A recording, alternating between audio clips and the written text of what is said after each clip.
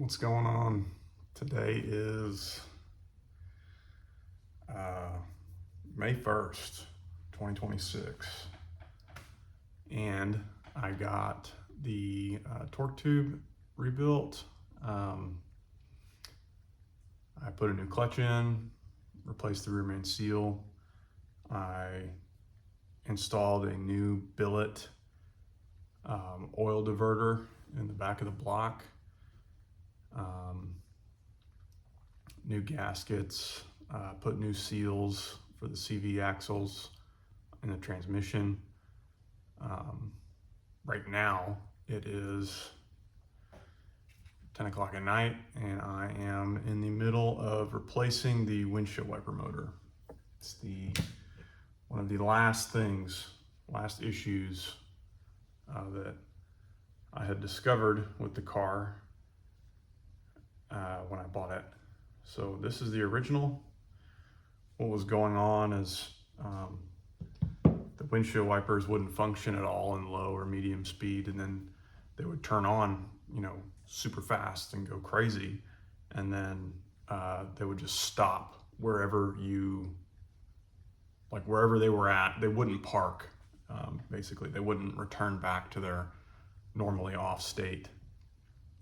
So I ordered a replacement off of Rock Auto. I believe this was pretty cheap. I say that. And it's not like cheap, it was affordable. It wasn't hundreds of dollars. But yeah, I haven't been uploading a lot. I've been super busy with work and family.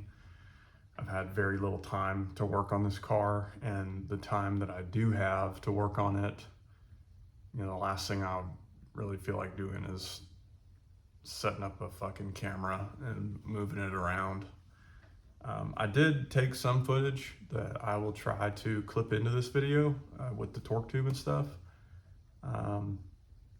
But yeah, it's very close. I'm planning on taking it for a test drive tomorrow, and we'll see what happens. Today is February 1st, 2026. Been a couple weeks. Yesterday, I got the torque tube and transmission and rear def pulled out of the car. A couple interesting things I found. Pretty sure these are beef rib bones.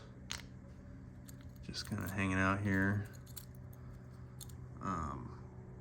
Lots of rat feces and trash. So, fair to assume this car set out in a field somewhere for a long time. But the torque tube definitely does need to be done over. You can kind of see here the pilot bearing in the crankshaft is not in good shape, and this has some play in it as well.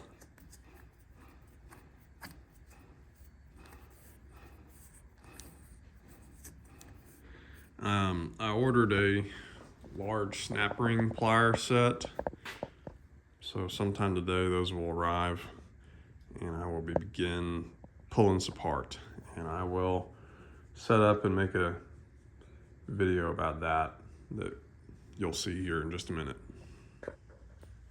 All right, so the torque tube is out. Already gotten a little bit ahead of myself. Took the master cylinder off, or the slave cylinder, excuse me. Here's my ginormous pair of snap ring pliers.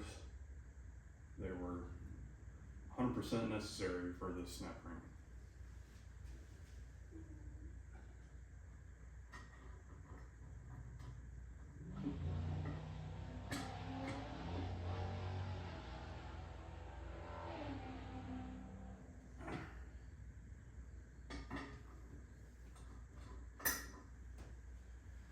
So, get that out.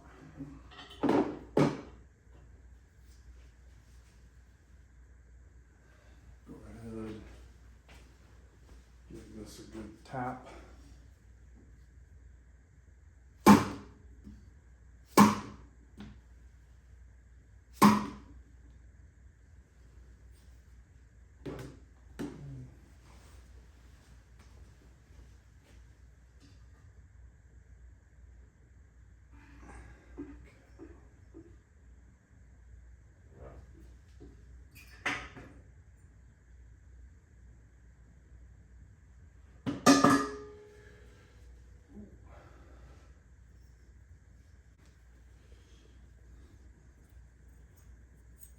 This one's okay. I'll flip it around. Let's see here. This.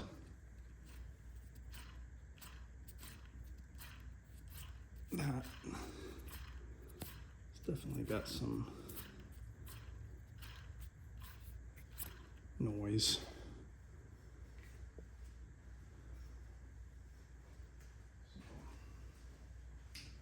Bushings look okay, but you know, this is 20-year-old rubber, and the main culprit source of a lot of the noise was this slave cylinder. Listen to this.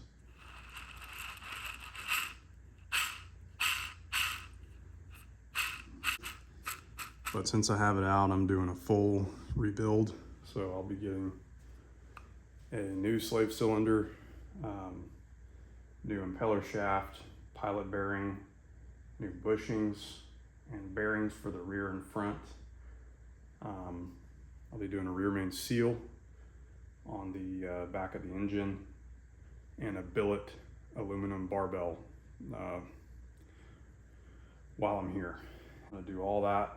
The transmission is in pretty okay shape. And, it doesn't have any real slop to it. There's a little bit of give in the pinion. Let's see here. I'm gonna pull it in first gear. You can hear that. There's a little bit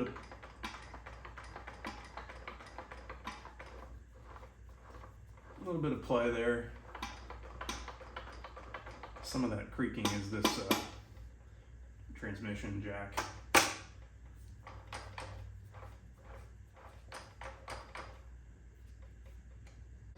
Up next will be rebuilding that drive shaft, getting the old bearings pressed off, new bushings put on, and reinstalled in the torque tube. Cracked it pretty good. Honestly, don't even know how that cracked like that. But the billet hub that I'm gonna order, you know, doesn't have that wave spring in it. And I don't really know how to get that wave spring out. And it has to be in there when this is assembled, because it keeps tension, it keeps upward tension on this bearing to keep it locked in on this snap ring, where the snap ring goes. So if you have any ideas about how to remove wave springs, let me know. Fuck, that is nasty in there.